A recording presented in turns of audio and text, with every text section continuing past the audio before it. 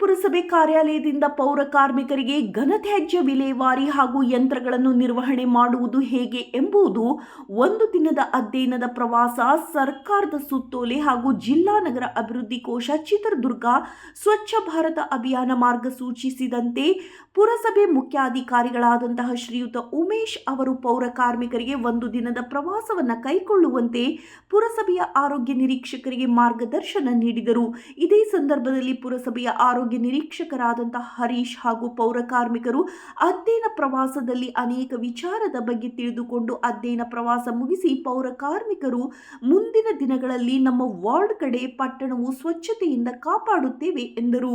ವರದಿ ನಾಗರಾಜ್ ಕೆ. ಒಂದೂವರೆ ತಿಂಗಳು ಆದ್ಮೇಲೆ ಇದನ್ನೇನು ಮಾಡ್ತೀವಿ, ಇದನ್ನ ಸ್ಟೋರ್ ಮಾಡಿಬಿಟ್ಟು ಎರೆಹುಳು ಐತಲ್ಲ ಅಲ್ಲಿಗೆ ಹಾಕ್ತೀವಿ. ಇದು ಎಲ್ಲ ತಕ್ಷಣ ಜಲ್ದಿ ಏನಾಗುತ್ತೆ, ಅದು ಗೊಬ್ಬರ ಆಗುತ್ತೆ. ಇಲ್ಲೇ ಗೊತ್ತು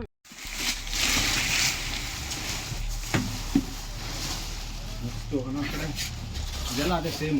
ನಾವು ಇಲ್ಲಿ ನಮ್ಮ ಹೊಸದುರ್ಗದಲ್ಲಿ 16 ಥರ ಡಿವೈಡ್ ಮಾಡ್ತೀವಿ ಕಸ. ಸಾಕು ಅನ್ಸುತ್ತೆ ಹಿಂಗೆ ಅದೇ ಥರ 23 ಥರ ಡಿವೈಡ್ ಮಾಡ್ಬೇಕು ನಾವು. ಸದ್ಯಕ್ಕೆ ನಮ್ಮಲ್ಲಿ ಈಗ 17 ಥರ ಮಾಡ್ತಾ ಇದ್ದೀವಿ.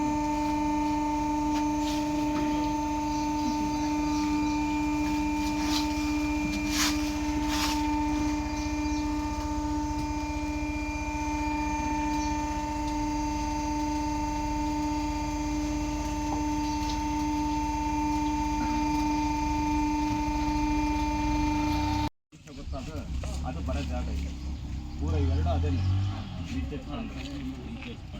ನಾವು ಹರಾಜಲ್ಲಿ ಹಾಕೊಂಡಿರ್ತೀವಲ್ಲ ಅದೇ ರೇಟಿಗೆ ಎಷ್ಟು ಕೆಜಿ ಆಗಿರುತ್ತೆ ಅಷ್ಟನ್ನ ಅವ್ರ ಅಮೌಂಟು ನಮ್ಮ ಮುನ್ಸಿಪಲ್ ಪೇ ಮಾಡ್ತಾರೆ.